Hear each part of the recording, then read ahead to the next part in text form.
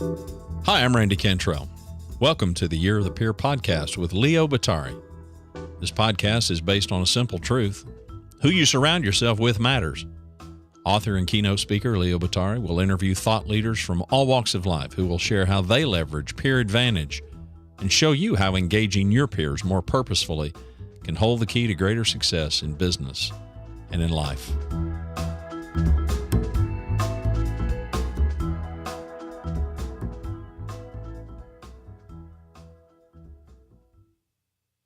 Today's guest is Larry Robertson. Larry is an innovation advisor, a rare combination of many parts that quilt together into a greater whole. He's the author of 2 award-winning books, The Language of Man, Learning to Speak Creativity and a Deliberate Pause, Entrepreneurship and Its Moment in Human Progress. He's also the founder of 2 ventures, Lighthouse Consulting, a firm that for 25 years has guided entrepreneurs and leaders, and a nonprofit focused on creativity.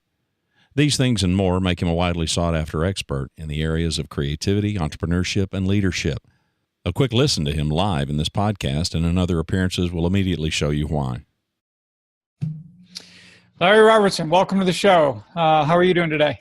I'm doing great. It's my pleasure to be here, Leo. Thanks for inviting me. Well, and as you know, one of the reasons that I invited you was J.J. Ramberg was kind enough to introduce me to your work, and it was just so great to be able to look through the 2 books that you've written to get a sense of what and how you contribute to this conversation around community, around creativity, and about how people work together effectively. And I guess I'd like to start by looking at the first book where you really talked about entrepreneurship and about the fact that it's not always recommended, right, that an entrepreneur just totally go at this process by themselves, right? I mean, you talk a lot about the value and importance of relationships and what that means. So if you could just start there, generally speaking, I'd love to talk maybe also about some of the concepts you introduce around community that I thought were really powerful. Sure, I'd be happy to do that. And, interesting to go a step back to how we met through JJ. It really is perfect to our topic because you were starting this year of the peer and looking for people who could bring this. I think of it as kind of this library of voices. By the end of the year, it's as though you have all these people sitting around a conference table and they're all taking some part in this conversation. So not only did you have JJ on, but she's thinking for you about who else could add to that conversation. And that's the way I've always worked with her. And it's that kind of thing where you do it because you know it makes everybody better instead of doing it because you owe somebody or you think it's going to go to a certain end. So I think it's terrific that she started out that way. To your question about entrepreneurs and going it alone versus community, what's really interesting about entrepreneurship is that there's this maturation, right? So initially, a lot of entrepreneurs do have to go it alone. If you think about how they come out of the gates, they see an opportunity or they see an idea that no one else is pursuing. And they have that, I call it the no choice factor. They have that sense that if somebody pursued that idea, the world in general would be better. Now, they may not touch every aspect of the world, but they're really driven by that belief. Well, as they go forward with that, not everybody's on board with that to begin with. So there is a lot of going it alone. What's most challenging, though, for an entrepreneur is not that early stage. It's once they have gone out there on their own, once they've started to build a reputable presence and a reputable team even, and a market, suddenly it becomes a lot less about them and a lot more about how can they spread everything from that responsibility to that idea generation. Every aspect of creating value, how can they spread that to more people? And that's a very challenging thing when you've started down the path alone. And when you've earned the right to be on that path, it's tough to remember that you can't go it alone forever. So I think that's the most pertinent part of what you're talking about. And the first book, just for people who are listening who don't know of it, it was called A Deliberate Pause, Entrepreneurship and Its Moment in Human Progress. And that last word has a lot to do with what that book was about. That really, ultimately, entrepreneurship is about progress, and not just for the individual that comes up with the idea. Because if you can't create value that reaches out to other people, you're not going anywhere, or you're not going to be around very long. by the same token, if you create a company where everybody in the company serves you, and your partners outside serve you, the entrepreneur, and even your market serves you, it might last and be successful for a while, but it's not going to continue to create lasting value and expand the definition of value. So all of this comes back to the things that you suggested would be worth touching on today, the most important of which is community and moving from one to many. It's interesting. We had a guest on one time that said that a startup isn't a smaller version of a larger company. So it's basically an experiment. It's an idea in search of a business model, which I think in some ways speaks to this idea that that early stage is not really the tough part, right? It's kind That's of, right. yeah. That's right. And it's what's interesting is it's really a series of experiments.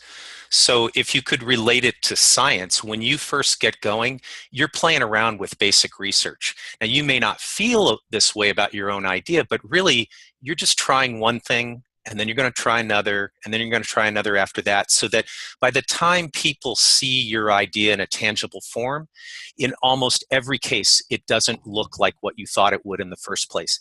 Once that's established, the experiment continues. You just have a higher level of knowledge for how you're experimenting and how you're playing around. And really, it's ongoing at least until your company is of a certain size, your product lines or your services are stable in a certain way. Then I guess you could call it less of an experiment. But I got to tell you, Leo, that's becoming less and less true with not just every passing year, but every passing month. We used to look at change as something that you could go out and create as an entrepreneur, or it was change that was imposed on you, say from the market or competitors, whatever it might be. There was a time when change was periodic or episodic. Now it's constant. Right. So it's this ongoing variable, and that requires you to think, at least to a certain extent, in that experiment mode all the time. No, I mean, I think that's so true. And one of the things that you, of course, talk about when we think about communities is, I guess what I want to refer to is, I loved in the book the language that you often use is very, very precise. Oftentimes that we get caught into using terms interchangeably, quite a bit. And one of the examples of that you mentioned was this idea of communities and the idea of ecosystems, and how we often use those interchangeably, yet they're quite different in many respects. So I'd love to have you talk about that a little bit. The way that most of us typically operate when we use the word community is something that we're conscious of. I'll go a little extreme here to just offset it, but something we're conscious of every day. So if you run a small company or any size company, you're conscious of your employees every day. You could argue that you're conscious of your suppliers and partners and maybe your customers, depending on the company. That's what we think of as a community. Or as we just walk around or drive around our neighborhoods, we think about our street, our immediate neighborhood, maybe our town as our community. An ecosystem is something that goes beyond those both, visual and unseen borders, but has everything to do with the health of your more immediate community. So the reason that I liked the word ecosystem is, if you think of a pond, right? You could be any organism in that pond. You could be a frog. And day to day, when we think about the frog in the pond, we might think about the insects they eat, the lily pad that they sit on, whatever it might be. But they're also very reliant on the algae and other plants in the water that keep the water clean. They're reliant on the blue heron that sits on the side and picks off a few of their partners now and then, so that the frog population stays at a level that the pond can support it. They're reliant on the surrounding vegetation that allows the pond to stay a pond rather than to dry up or to expand into a level where animals can't live there. So it's those hidden parts that are really more part of an ecosystem. For an entrepreneurial venture, that would be the people who fund those ventures at all levels. It could be the small loan they take out, the angel investor, the venture capitalist, and eventually the banks that take them public.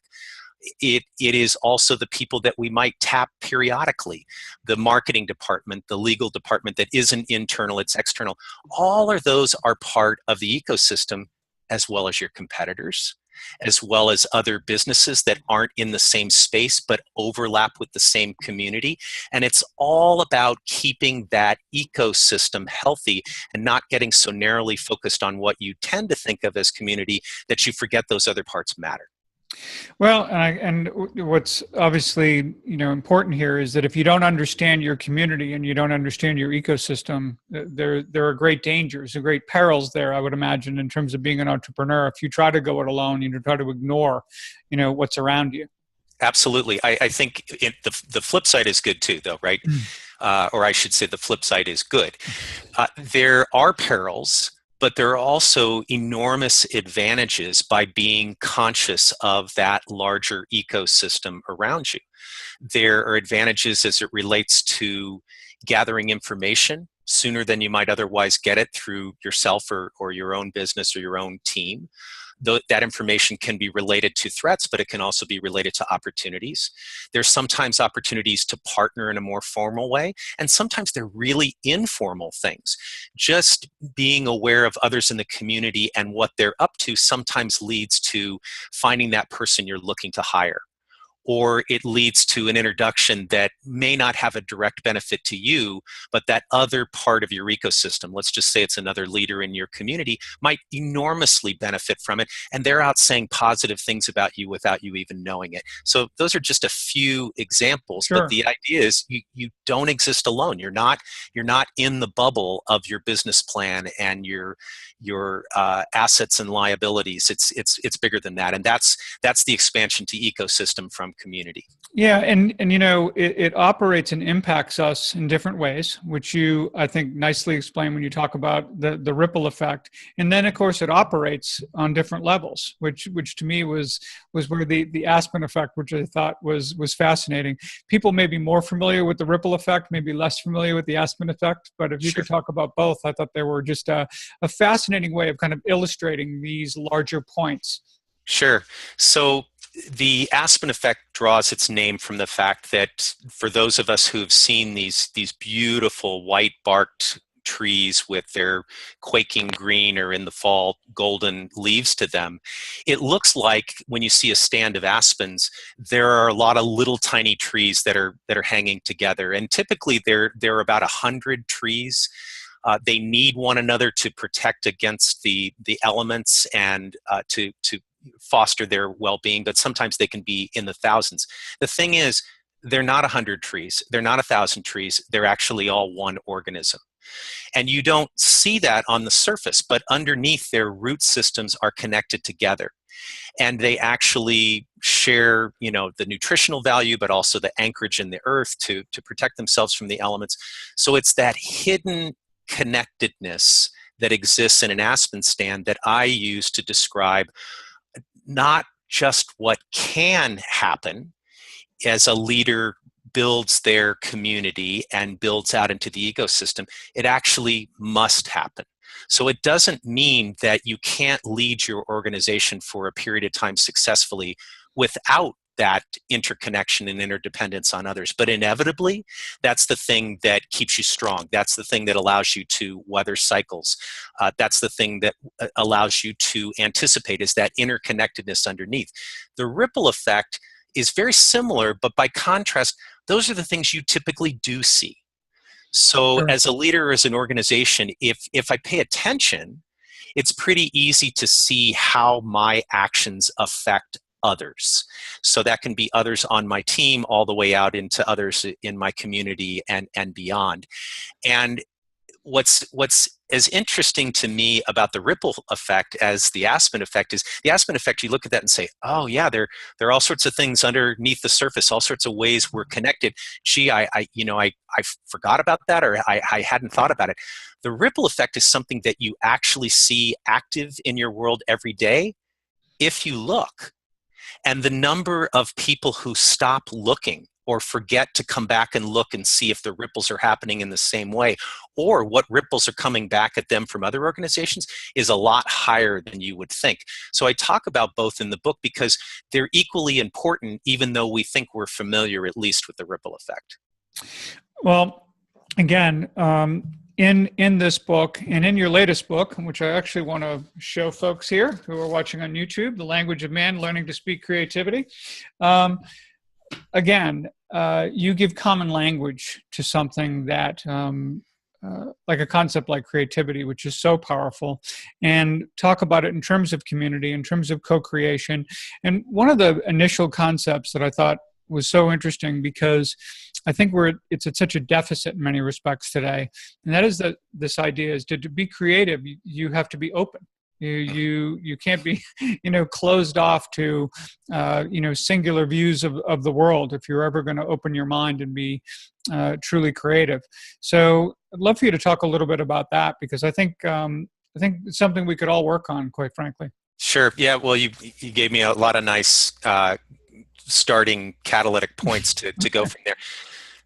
One of the things that's similar about the two books are different in many ways, even though there are some overlapping themes. But if you think about the first book, A Deliberate Pause, as being about entrepreneurship, and the second book, The Language of Man, as being about creativity, right there, those are two words, entrepreneurship and creativity, that we use frequently. I could say in some cases we use them daily, but definitely weekly, but for some it's daily. Oh, how creative he is. Isn't that a really creative idea? And so on, without stopping to think about what either word really means. And so the thing that's similar about the two books is both are really appealing back to say, what is this thing that we call entrepreneurship? The first book focused on, I think of it in these three parts. It first looked at what is entrepreneurship, and then it looked at who is really behind it, and we've already talked about that. It's more than the hero in the headlines. And then it talked about why. Why do these people do this? Why does value get created? Why does some value have more lasting impact? So the same is true of creativity. And in The Language of Man, it's really appealing back to look at creativity and say, not what is behind creativity in a particular field, say the arts or in technology, innovation, or whatever it might be, but what are the common elements across creativity in all its forms? And I think this is one of the most important lessons you can take away from this book. We tend to think about creativity by looking at it through the outputs. So right now I'm looking at the cover of your terrific book behind you, The Power of Peers. And what's interesting is if I wanted to think about, gee, how were Leo and his co-authors so creative as to put that book together, the tendency is to look at the actual book and to say, how do I create something just like that? Rather than to look at what led to it, where did it come from, what was the path along the way? So that's what The Language of Man does. And this comes directly back to your pointing out the importance of openness. I looked into the research and writing around creativity going back a couple of 100 years.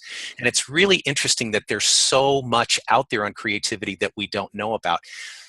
What's equally interesting is that most things that are written about creativity don't draw the same conclusions. Why? Because most of those books and papers and research reports are focused on outputs, and they very quickly shift that direction. But to the extent that there is agreement, one of the biggest points of agreement is that openness is everything. That openness is key to creativity. And if you think about it, that makes sense, because another thing that's agreed about creativity is that it's about creating something new. It's very difficult to create something that's truly new if you aren't open enough to go beyond what you know right now and how you do things right now. I call that coming to your edges.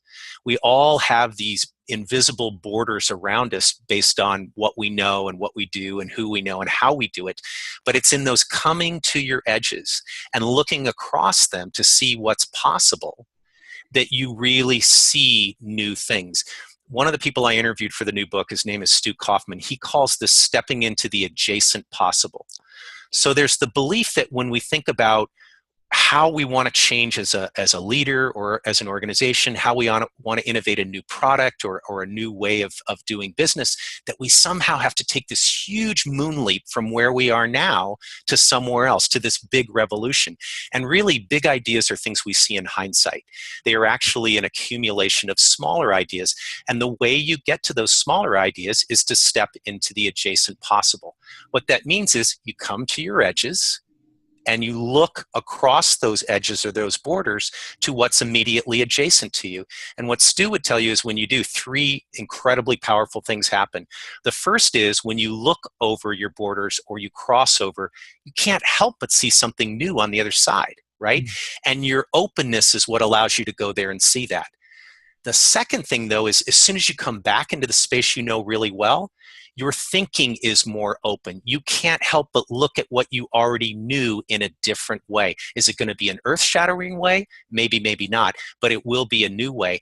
And if you get in the habit of going back and forth across whatever your edges are at any one time, you get it in the habit of stepping into openness, at least mentally and even sometimes physically, you actually create possibility that's bigger than what you had within your borders, plus what existed outside of them before you crossed over, because you just see things in an entirely new way. So openness is this key to everything. Even if we weren't talking about creativity, you can see that in leadership. It's that willingness to be open to others and to new ideas, to new challenges, as well as new opportunities that allows some to advance and others to just stagnate or go away. Well, and when I think about adjacencies and I think about the companion to openness, it really becomes curiosity. And a lot of what you talk about is asking really good questions. How do you get people to be more open, to be more curious, to ask those good questions that allow them not only to explore, but to really discover? Yeah, that's a really great question. So let me answer it two ways. The first is you can't force anybody to do that. And to help other people do that, not force or make them in some way, to help other people do that, you're in the best position to do that if you yourself are in the practice of being open. And a lot of us think we are, but there's always more to go. There's always a way to do something even slightly differently and become more open. I'll give you a great example. So in the first book, I interviewed 220 people in what I think of as the entrepreneurial universe. One of them was a gentleman by the name of Richard Tate. So Richard worked for Microsoft for over 10 years, founding businesses for them, including Expedia, among other successful businesses.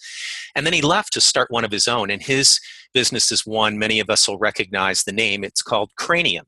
And Cranium basically brought back the board game market. And when they first came out, some of your listeners might remember that they sold in Starbucks. And so that was a very unique thing, too, to not sell in a toy store, but sell in a coffee shop. And it really opened up the board game market to adults in addition to children. And eventually they sold the business for several tens of millions of dollars. But the question is, how does a guy like Richard Tate become more open? So if he started these businesses for Microsoft, he had this idea for Cranium, you'd think he's already there. I mean, how much more open do you have to become? But Richard told me that one of his habits, in fact, this was his deliberate pause, which is where the title of the first book came from, is that every day he goes out to lunch. He leaves his office. And every day he does two things. He takes a different route, and that can mean anything from if he walked around the block to the right yesterday, he might walk around the block to the left. If he went around a tree one way on the first day, the next day he might find another way to go around that tree. Some simple altering like that was actually bending or breaking the borders for how he did things physically, but also how he thought about things. The second thing he would do every time he was out to lunch is he would always talk with someone. So if it was somebody he knew, he would try to start a different topic or different kind of conversation than what they typically did or what they would expect. Or he'd talk to a complete stranger. So if he's standing in the deli line and there's a woman in front of him and she turns around and she says, gosh, can you believe how long this line is today? Rather than just shrugging his shoulders and saying, yeah, he actually engages her in conversation. And he said every time he returned to the office, whether they were working on a hot new idea or they were trying to work through a terrible, terrible hurdle or problem that they had, he had opened up his thinking to seeing in a very different way.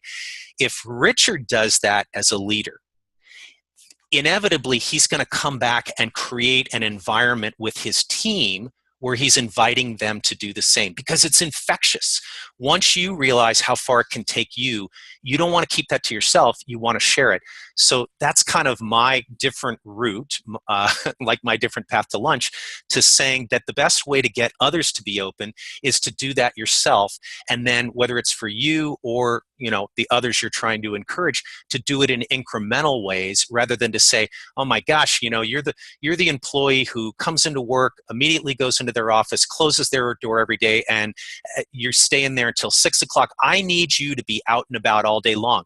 Nobody's going to make a leap like that. So openness, kind of like the adjacent possible, is something that you build gradually.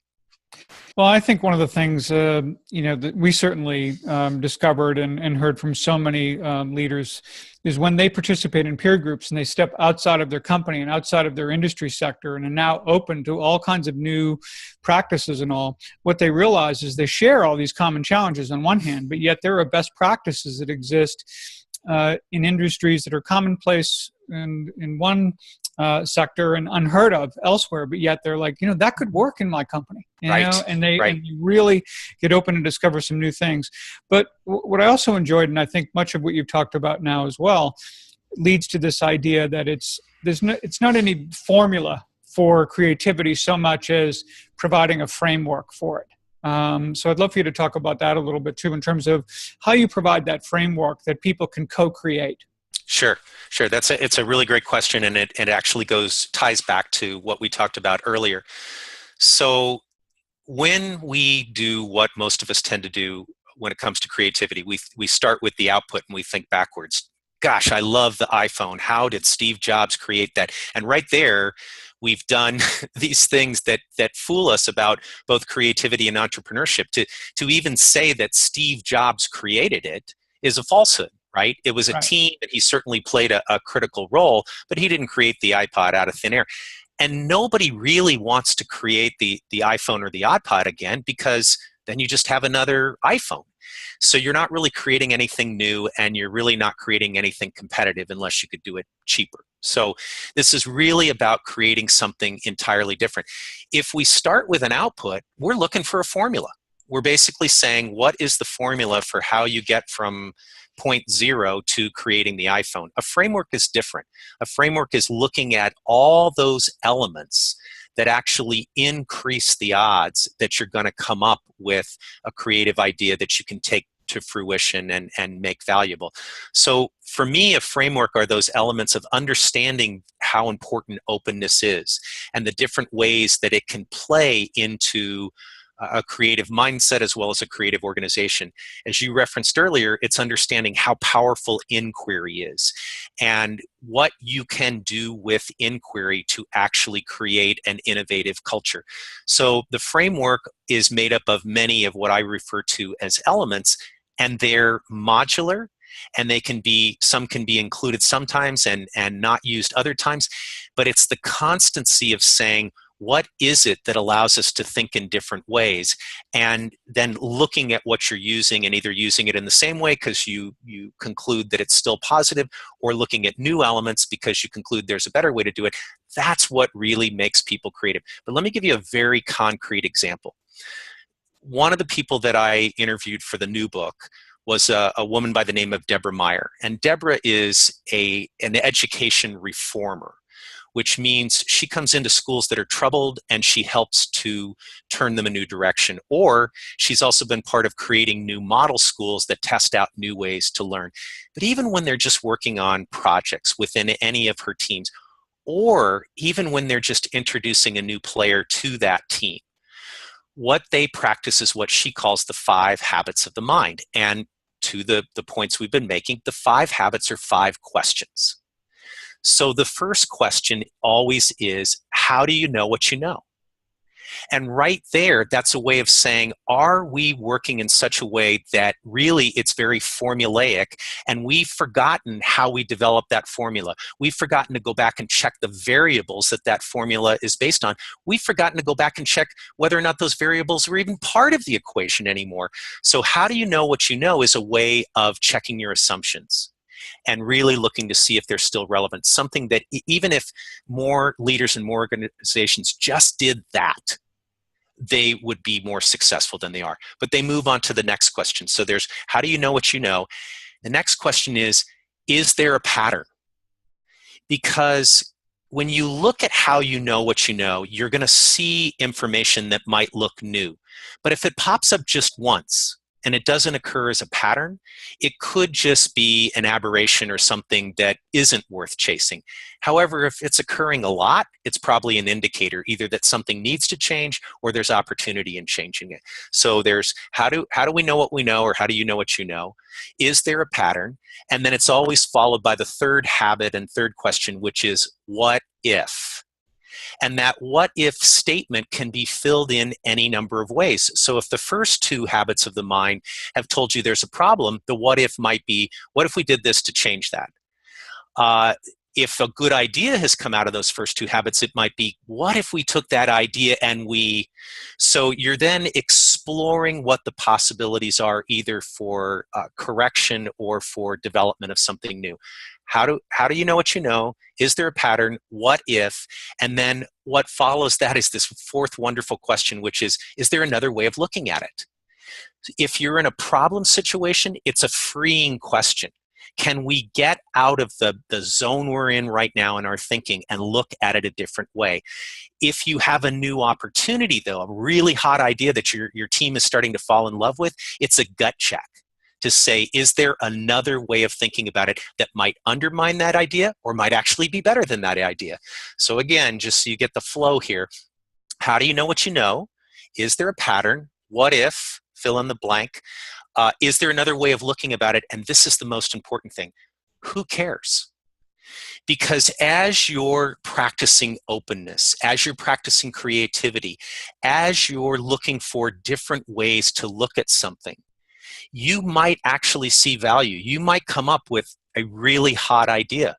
But if nobody cares, or if the people you're addressing aren't the ones that care, it's very, very difficult to generate value in any positive, lasting way. So this is a great example of how Deborah leads her teams and her organizations to practice openness just by asking questions like that, just by being willing to challenge what they think they already know and what else might be possible. But when they're in the practice of doing this on a regular basis, the number of creative ideas they have can't help but go up. Are they all winners? No, of course not. But in that habit, you're more likely to produce winners than if you just follow the status quo. You know, you made me think of a math teacher I actually had in high school who never taught formulas. You know how oftentimes you're taught math, you do this to this side of the equation, this side of this side of the equation. Yeah. You didn't know why you were doing any of those things. You just knew that that would get you to the answer. The problem, of course, with that is anytime you are forced to memorize formulas, you're ill-equipped to ever handle anything or answer a math problem that you've never seen before. Right. You have no chance. You've got nowhere to go with that.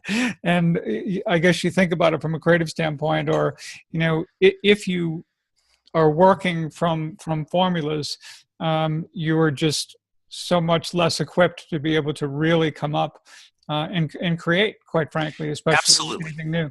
And you know, you think you want those formulas. There's comfort in a formula that promises, if you do these 5 steps, this thing will come out the end just as promised. There's comfort in that. But your story reminds me of a story. A buddy of mine runs a boat building foundation.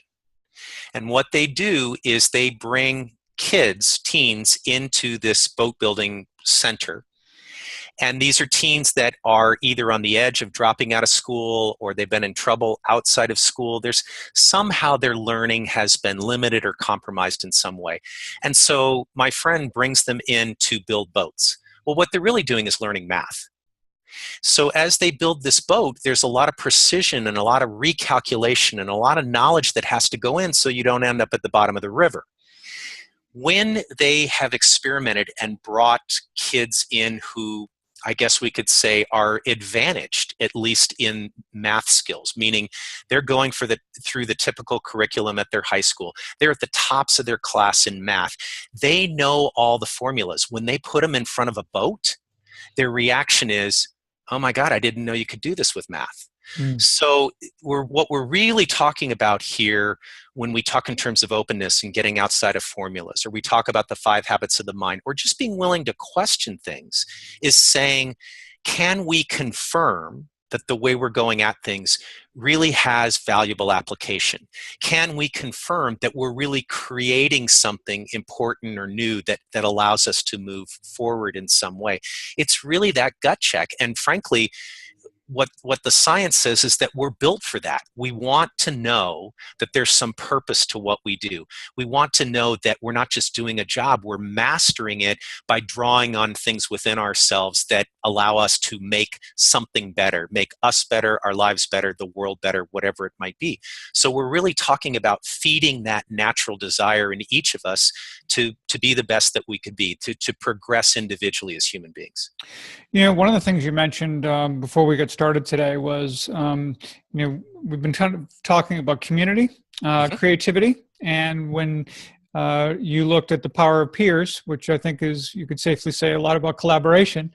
Absolutely. Had mentioned, what were some of the things that you saw in the book that tied to your work? Yeah, so I have my copy right here. There we go. And I will tell you that one of my there are so many gems in this book. It's not just the tools that you're giving to readers to tap the power of peers. It's the way you phrase things sometimes. And one of the passages that I highlighted that I went back and looked up yesterday in advance of today is this. I want to read it to you. It's really what you defined as a valuable interaction. And ultimately, that's what we all want. You can define value 1,000 different ways. It doesn't matter. That's why we engage with others. And what you all wrote was that a valuable interaction is a situation, in this case, you wrote a conversation where all the participants are engaged. That's number one. They understand precisely what's being talked about. They're not being told to or talked down to. They are part of the conversation. And 3, they're prepared to ask insightful questions that inspire focus and clarity. This is what we all want. We want that valuable interaction, and it's made up of those components. And if you think about our conversation to this point, all we were talking about is, how do you do that? How do you get people actually engaged? What makes them curious? What makes them want to be participants? Or to use Deborah's 5 habits, what makes them feel as much a part of the team as anybody else, no matter who came up with what we called the big idea, because there's still another one out there. When everybody's engaged in that way and everybody's invited to be open and curious and all the things we're talking about, they absolutely know what we're talking about because they want to know. They're thinking about it. And they're right in that zone where they can help create the focus and clarity, which doesn't just give the project purpose or the organization purpose, it gives them purpose. And you can think about the energy levels going up, and you can think about the freedom you feel to throw new ideas on the table. It's all about this kind of interaction and engagement. So, as I said, there's so many things in this book that I refer to often and I think are wonderful, but to me, that's what it's all about. It's amazing too and how powerful it is when you get people who are committed to one another. We talked a little bit before we got on today about how when you look at, powerful peer-to-peer cultures. You look at the University of Connecticut women's basketball team, who've now won 108 games in a row. They play tonight. But I also mentioned to you, I worked for Mullen a number of years ago. Today it's Mullen Low. They're not trying to win national championships, but they're committed to one another to produce the very best work possible. And it's kind of the peer-to-peer culture that every member of that team would be far more mortified to disappoint a colleague than they would to tell the CEO that they're late or behind on a project or something like that. I mean, it was very much about that commitment to one another to produce really, really good work, mutual respect, not without conflict by any stretch of the imagination. It was a Sure. lot of it because people were passionate. However, it wasn't fighting against each other. It really was everyone engaging in passionate conversation that was about how do we fight for the best idea, and how do we all contribute to that idea in a way that gets us to a really great place. And as I mentioned, as many times as I've was part of brainstorming sessions, if you will, of creating campaigns for clients or prospects, that I never saw the first campaign that we came up with ever survive and even make the cut to show our client or prospect, because there was just that relentless commitment to great ideas and, quite frankly, to one another. People felt responsible to one another in that regard, and it was Sure. a powerful element, I think, of what you talk about as far as co-creation goes. Well, I think that what you experienced there and what I'm writing about are exactly the same thing. It's a case where each member supports the needs and aspirations of the others. But you had there were so many wonderful comments in what you just said, because one of them is, it isn't like that every moment, right? But everybody knows that's the zone they're playing in. So if you think about Deborah's 5 habits of the mind and those questions, think about the disagreement or potential conflict you could have just around the first habit. How do you know what you know? You could take that as an accusation, like you don't know what you're talking about. Or if you'd been in a zone where that question was asked a lot, you could realize that that's just the beginning. That's just the first of 5 habits that are going to really shape something larger, which goes to another point that you made, which I think is just excellent. And that is, the first idea is never the last idea. The first idea isn't the big idea that everybody looks back on in hindsight and says, oh my gosh, Leo had that right from the very beginning, and it just turned into this Horatio Alger story, rags to riches, and it was wonderful. It never happens that way. So the process that allows many ideas to be generated, to be modified, to be thrown away, for new ones to come up, gives everybody a chance to be a part of that. So that by the end, nobody's sure exactly who came up with the idea that goes forward, Exactly. because so many people have contributed to it. So I really think that it's all the things you said are right, and all the positives you highlighted about that kind of interaction are right. But to see it as this ongoing timeline rather than any particular moment, that's probably as important as everything. You can say, gee, we all have each other's best interests in mind and aspirations. That doesn't mean that your particular interest or aspiration is going to win out on the day you want it to. But if you're in a culture where you know that your ideas matter to others, that's what really matters most to you. Well, and I want to add to that too, that I think the other ingredient to this is that when you look at a culture like University of Connecticut or Mullen-Lowe, they're not trying to be better than their competitors. They're not even concerned about that. They are about setting their own standard of excellence, and I think that is what is a very powerful, unifying part of this. Now, I know with your practice, Lighthouse Consulting, that you do work basically to help people set their own standard of excellence, to help companies set their own standard of excellence. I'd love to hear a little bit about your practice, so that people know of your work beyond just, the great work you've done as an author. Thank you very much. Well, Lighthouse Consulting was founded in 1992. And really the focus is to work with leaders and organizations that are small to medium in size, entrepreneurial organizations, both for-profit and non, and help them manage those periods of substantial, sometimes, substantial growth where change can be complete in some ways. It's the going from 10 people to 100 people type of growth. It's going from a product that was just scratching the surface in the market to we need 4 more products, or we need a new market. It's that kind of growth that they're either anticipating or experiencing. So my job is to help them find the tools, which are right within their head, of how do we work with one another under those circumstances? How does a leader start to share leadership and decision making and idea generation as you get bigger? how do you anticipate what the world around you is going to do?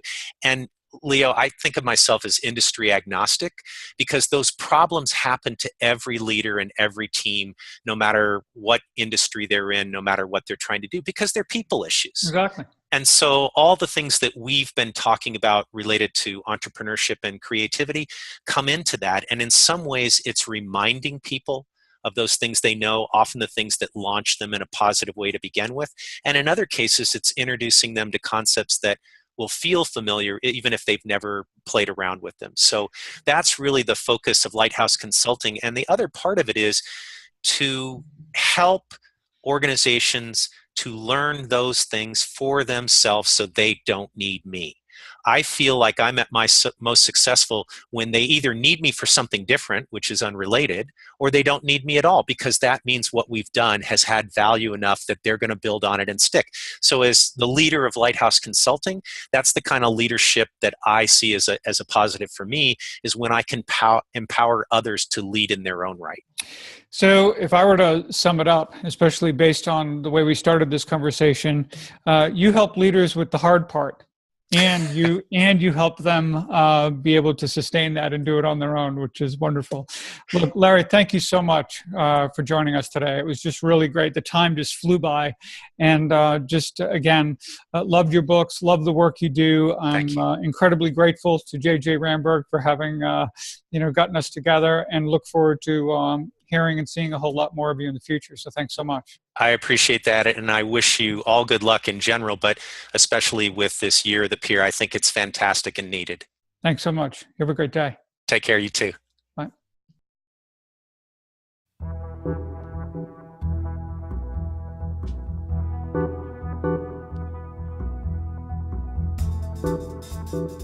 Thanks for joining us today. To learn more about Peer Advantage, to submit questions to Leo and our guest, and to subscribe to the Year of the Peer podcast, please visit us at leobottary.com. It's leobottary.com.